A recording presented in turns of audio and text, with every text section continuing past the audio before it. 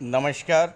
Allahabad high court RO exam 2021 की तैयारी कर रहे सभी कैंडिडेट्स का सक्सेस ग्रुप में बहुत बहुत स्वागत है। आखिरकार जिस वैकेंसी का इंतज़ार आप इतने दिनों से कर रहे थे उसका नोटिफिकेशन जारी हो गया और बम्पर वैकेंसी आई है इस बार, लेकिन इसमें बहुत बड़े परिवर्तन भी किए गए हैं।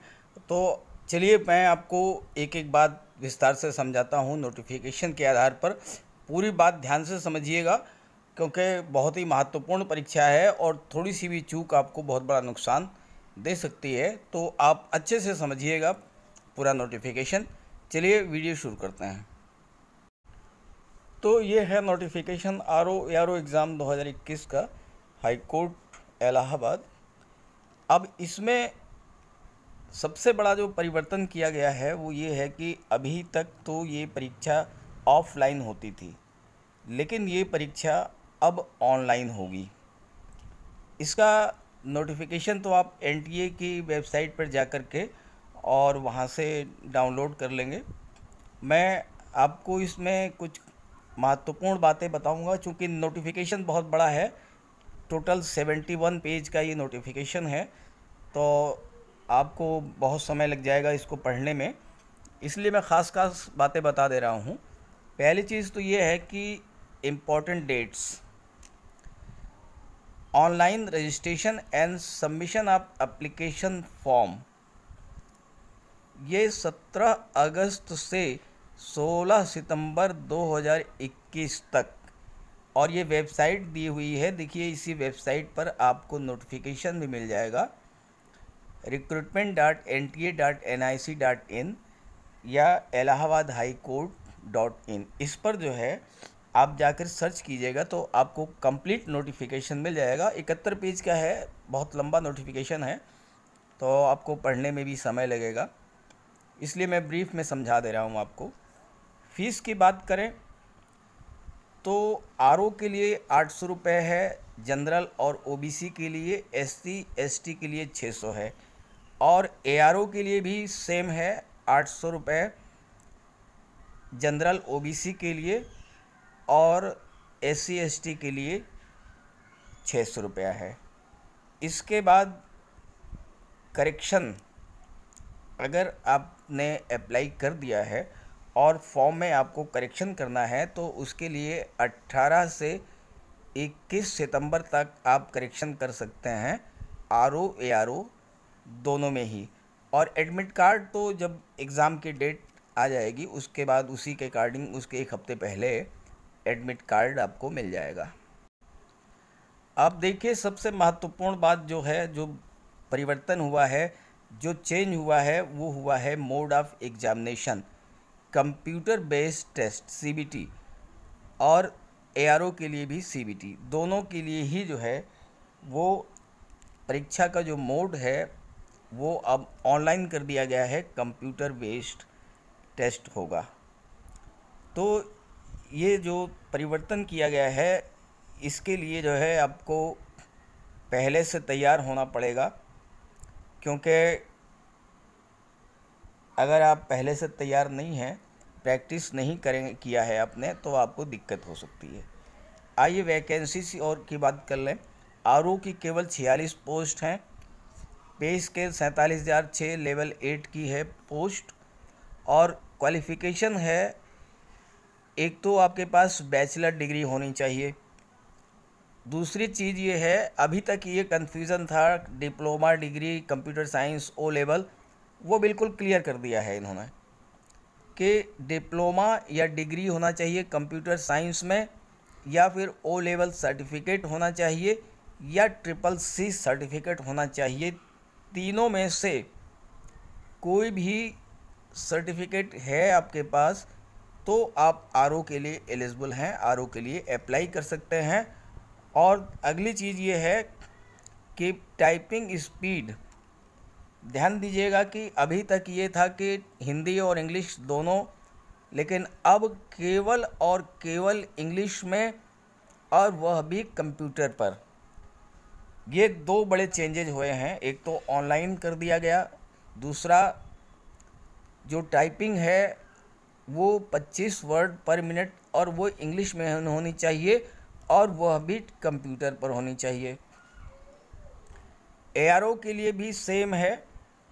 एआरओ में पोस्ट ज़्यादा है, 350 पद हैं। लेवल 7 यानी 44,900 का बेसिक पे स्केल है। इसमें भी वही है कि डिप्लोमा डिग्री कंप्यूटर साइंस में होना चाहिए, ग्रेजुएशन होना चाहिए प्लस डिप्लोमा या डिग्री हो, या ओ लेवल सर्टिफिकेट हो, या CCC हो, और 25 शब्द प्रति मिनट की टाइपिंग स्पीड हो। तो दोनों के लिए ही सेम है, आरओ के लिए। अगला महत्वपूर्ण बिंदु है एज लिमिट। तो मिनिमम 21 ईयर्स और मैक्सिमम 35, 21 साल से 35 साल के बीच आप अप्लाई कर सकते हैं। 1 जुलाई 2021, 1 जुलाई कट ऑफ डेट दे दिया है। 1 जुलाई 2021 को आपकी एज 21 साल से कम नहीं होना चाहिए, 35 साल से ज़्यादा नहीं होना चाहिए। और इसमें 5 साल का रिलैक्सेशन है SC ST OBC और DFF के लिए। और जो स्पोर्ट्स पर्सन है उनके लिए भी 5 साल का रिलैक्सेशन है। उसके बाद बाकी चीज़ें तो सामान्य सी हैं, फिजिकल फिटनेस वगैरह है, ये तो आ गया। अब इसके बाद सिलेक्शन प्रोसीजर आप समझ लीजिए। पहला पार्ट 1 क्या होगा कि इसमें जो है CBT होगा, 200 नंबर के क्वेश्चंस होंगे, मैक्सिमम मार्क्स होंगे 200 और 3 घंटे। 3 घंटे में आपको 200 प्रश्न और 200 प्रश्नों के 200 मार्क्स होंगे, ये आपको सॉल्व करने होंगे। नेगेटिव मार्किंग नहीं है, मिनिमम क्वालिफाइंग मार्क्स भी नहीं है। इसके बाद जो सेकंड पार्ट है वो ये है computer knowledge test in English. तो इसके जो है 50 अंक मिलेंगे आपको कंप्यूटर टाइपिंग के, और 20 मिनट का समय है। इसमें भी नेगेटिव मार्किंग नहीं है, लेकिन क्वालिफाइंग मार्क्स इसमें दिया है 50 में से 25 मिनिमम मार्क्स आपके होने चाहिए, तभी आपको क्वालिफाई कराया जाएगा। और एक तीसरा जो परिवर्तन किया गया है वो ये किया गया है कि टाइप टेस्ट भी एग्ज़ाम के साथ ही होगा। पहले ये व्यवस्था थी कि एग्ज़ाम हो जाता था पहले और बाद में टाइप टेस्ट होता था, लेकिन इस बार ये कर दिया है कि एक साथ ही होगा। ये दिया है, देखिए, part 1 and part 2 examination of each single candidate shall be conducted simultaneously single shift with a gap of 15 minutes. 15 minute का गैप दे करके पहले 200 क्वेश्चंस आपको सॉल्व करने हैं, मल्टीपल चॉइस क्वेश्चन। उसके 15 मिनट बाद आपका टाइप टेस्ट हो जाएगा। दोनों एक साथ, ये बहुत बड़ा परिवर्तन किया है इस बार के आरओ एआरओ में। और दूसरी एक बात, चौथा जो परिवर्तन है वो ये है कि चूँकि कई शिफ्टों में होगा तो इसमें नॉर्मलाइजेशन भी होगा। एक शिफ्ट में तो एग्ज़ाम हो नहीं पाएगा, कई शिफ्टों में एग्ज़ाम लिया जाएगा, इसलिए इसमें नॉर्मलाइजेशन भी होगा। ये पैरा 8.2 में क्लियर कर दिया है। In case part 1 and part 2 examination is conducted in more than one shift due to large number of candidates to be accommodated in limited number of computer notes available, normalization procedure shall be adopted। अगर एक से अधिक शिफ्टों में परीक्षा कराई जाती है तो नॉर्मलाइजेशन की प्रक्रिया का अनुपालन किया जाएगा। तो इस तरह से ओवरऑल जो है मैंने आपको ब्रीफ में हर चीज़ बता दिया है। बाकी इसमें आप जो और भी डिटेल्स जानना चाहते हैं तो वो इसका NTA की वेबसाइट पर जा करके और इसका जो है पूरा वर्कआउट कर लेंगे। इसका जो नोटिफिकेशन है, तो ये वीडियो अपने साथियों को भी शेयर कर दीजिएगा। Okay, thank you.